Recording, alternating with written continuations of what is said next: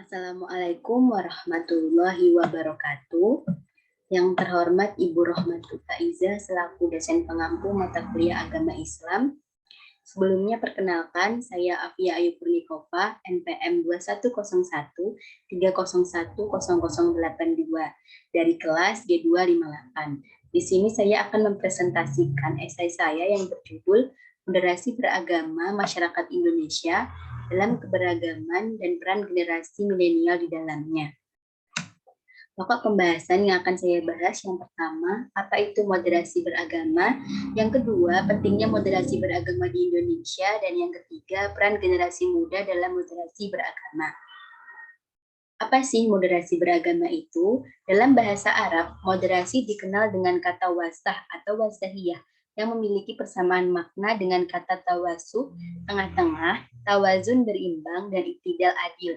Dari seluruh kata dapat disimpulkan moderasi berarti jalan tengah. Lawan kata dari moderasi adalah radikalisme yang merupakan sikap berlebihan atau terlalu fanatik pada suatu hal. Moderasi beragama merupakan cara pandang terhadap proses memahami dan mengamalkan ajaran agama yang dalam pelaksanaannya tidak berlebihan atau ekstrim. Perlu digarisbawahi dalam konteks ini merupakan cara beragama, bukan agama itu sendiri. Nah, bagaimana seseorang yang berlebihan terhadap agama? Contohnya adalah ketika seseorang tidak menghormati agama lain, mengafirkan saudara seagama hanya karena perbedaan paham, dan beribadah secara terus-menerus tanpa memperdulikan permasalahan sosial yang ada di sekitarnya. Selanjutnya, ciri-ciri moderasi beragama dalam Islam. Yang pertama, tawazu, jalan tengah, yaitu tidak berlebihan dalam pemahaman dan pengamalan agama, serta tidak memperpendek ajaran agama. Yang kedua, tawazun, keseimbangan, yaitu memahami dan mengamalkan akidah keagamaan secara seimbang di dalam seluruh komponen kehidupan, baik dunia maupun akhirat. Yang ketiga, tasamuh atau toleran, yaitu menghargai serta menghormati segala macam perbedaan, baik agama ataupun yang lainnya.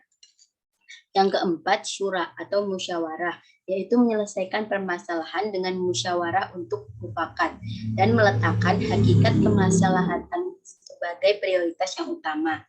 Yang kelima, aulawiyah atau mendahulukan yang lebih penting adalah keahlian mengenali hal yang harus didahulukan dibanding kepentingan yang lain.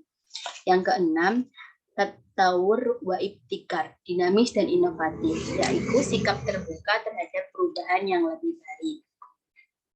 Selanjutnya adalah pentingnya moderasi beragama di Indonesia.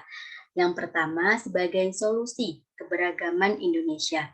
Keragaman Indonesia yang mencakup aneka ragam suku, agama, budaya, bahasa, dan status sosial menjadi tantangan tersendiri bagaimana beragama di tengah masyarakat multikultural dan multireligius. Indonesia membutuhkan moderasi beragama sebagai sarana menjaga persatuan dan kesatuan bangsa. Selanjutnya, solusi konflik berlatar agama. Banyaknya agama di Indonesia tidak jarang menimbulkan pergesekan dan konflik antar kelompok agama yang umumnya disebabkan sikap beragama berlebihan, serta adanya kompetisi antar kelompok agama dalam menarik perhatian masyarakat yang tidak dilandasi sikap toleransi. Oleh karena itu, sikap beragama yang moderat adalah solusi untuk banyaknya perbedaan agama di Indonesia. Moderat dalam pemikiran Islam mengutamakan sikap toleransi terhadap perbedaan serta terbuka menerima keberagaman, baik beraneka ragam dalam beragama atau perbedaan paham, sehingga setiap individu bebas meyakini kepercayaan masing-masing. Kita dapat meyakini Islam sebagai agama yang paling baik, namun tidak dengan merendahkan agama lain. Akibatnya akan tercipta kerukunan dan persaudaraan antar agama. Selanjutnya, peran generasi muda dalam moderasi beragama. Kita sebagai generasi muda, dalam konteks ini mahasiswa, kerap kali dinilai memiliki peran penting dalam keberlangsungan negara. Generasi muda dinilai memiliki posisi yang strategis di antara para penguasa dan rakyat biasa. Lantas, apa yang dapat kita lakukan untuk mendukung moderasi beragama? Hal yang dapat kita lakukan sebagai generasi muda untuk mendukung berlangsungnya moderasi beragama di Indonesia adalah dengan memahami dan mempraktekkan kaidah moderasi dalam kehidupan berbangsa dan bernegara. Nah, bagaimana langkah-langkahnya? Yang pertama, dengan memperbaiki mindset dan pola pikir. Dimulai dengan betul-betul menanamkan pemahaman bahwa moderasi beragama merupakan solusi dari perbedaan agama yang ada di Indonesia. Yang kedua, memperbaiki tingkah laku.